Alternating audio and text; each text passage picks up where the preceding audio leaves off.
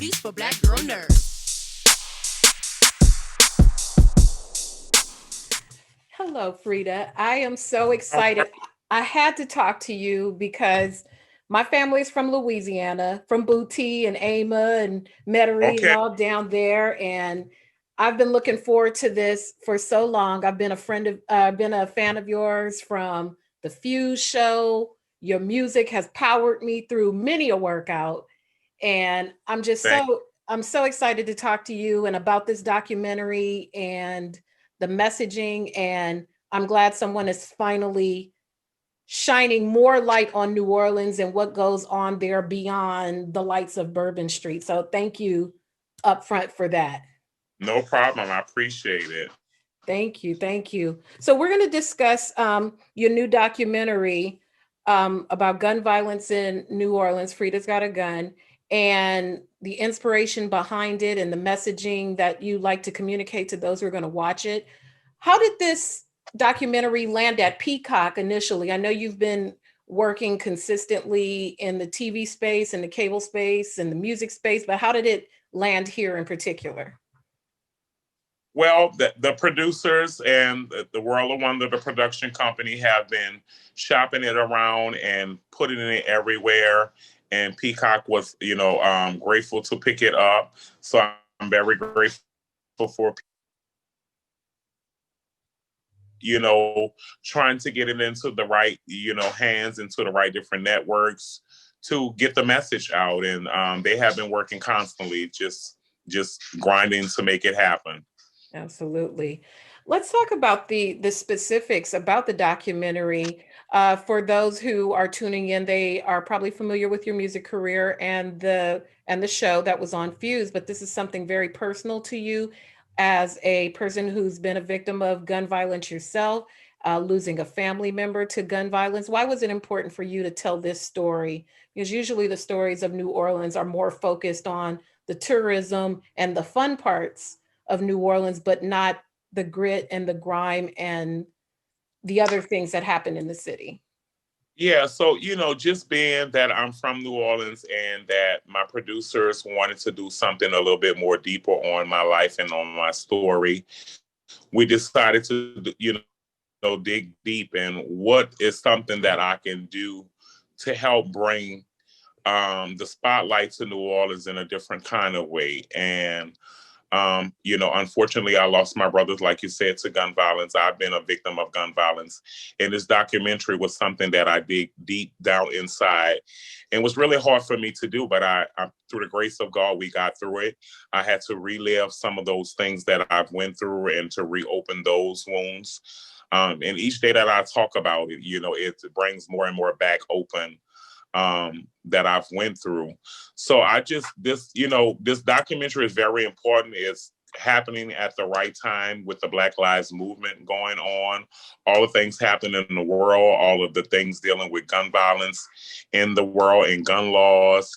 It couldn't happen at a more perfect time. And I'm just grateful, for all of the people that's involved, all of the children that I got to talk to, all of the different organizations that helped out with the documentary, Dr. Wyatt, who was a big help on the whole project, all of the producers and TV crew that helped to put it together.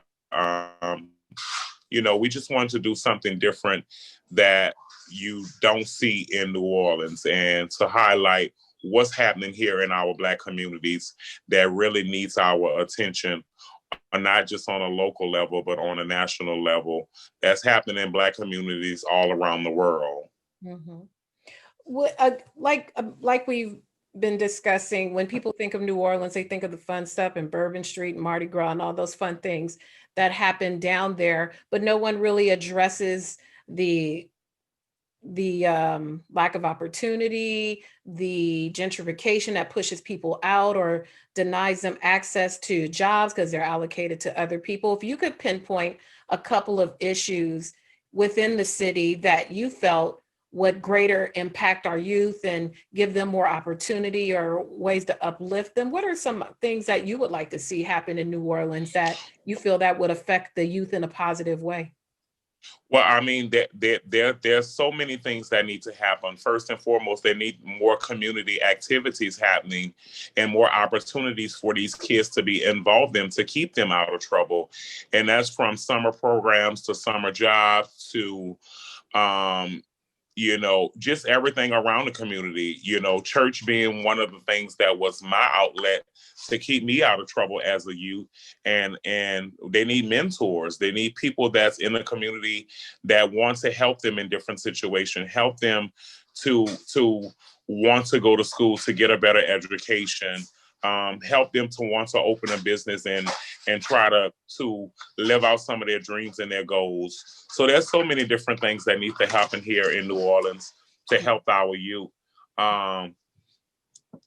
Just to keep them out of trouble. I was blessed enough to have the right women in my life to kind of steer me out of trouble and keep me a safe haven, which was the church home. A lot of kids just don't have those opportunities.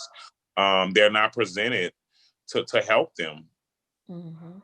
When we see the images of Louisiana, we see some rebuild efforts and we see a lot of people returning to the area. But do you feel like New Orleans is still fully recovered from the effects of Hurricane Katrina and all those things? And how has that impacted the youth as well in that community? Well, it has, changed in some ways. They're definitely gentrifying all of the different neighborhoods where I grew up. That was all Black communities. Now you have a mixed variety of people living in these different communities. So they have been pushing us out of the different communities for a while now, and I think that has had a big effect on just the way that we're raised, the way that things are happening in and around the city.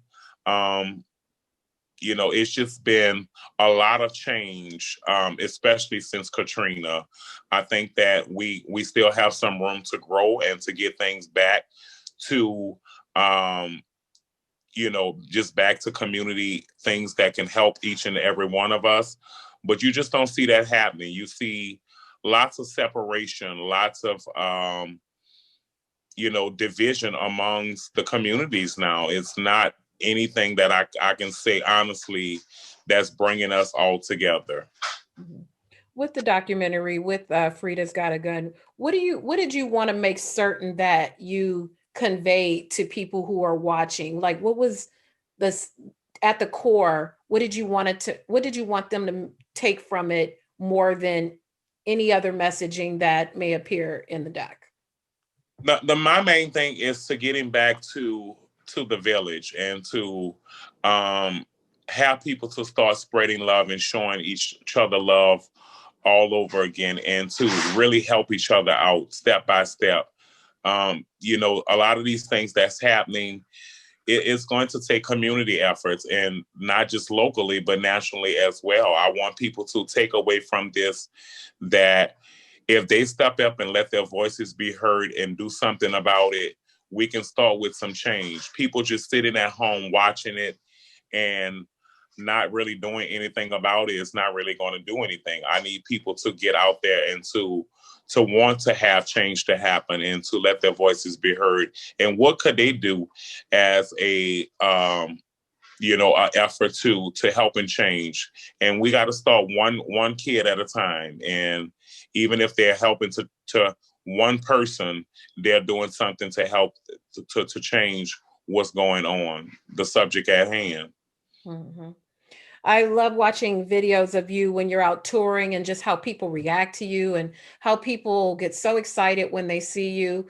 Do you feel like New Orleans is becoming even more global as you do, like say you're like an ambassador to the city, like they're informal, like the empress to the city, taking the Yeah. messaging out to the rest of the world. What's some of the messaging you get back from the world when you were able to tour and meeting and touching your fans?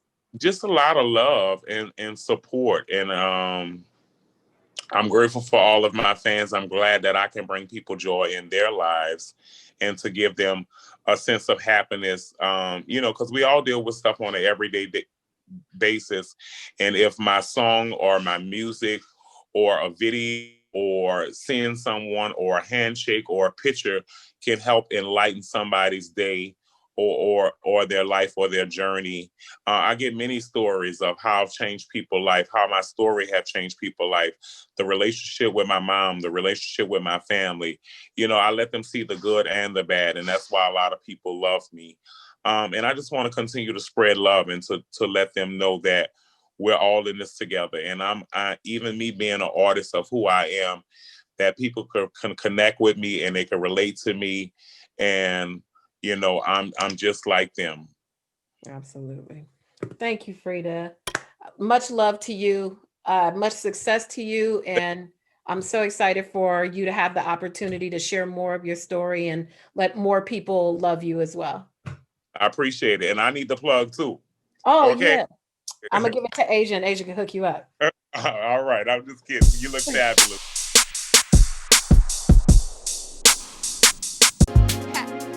Better shake your booties for black girl nerves. Better shake your booties for black girl nerves.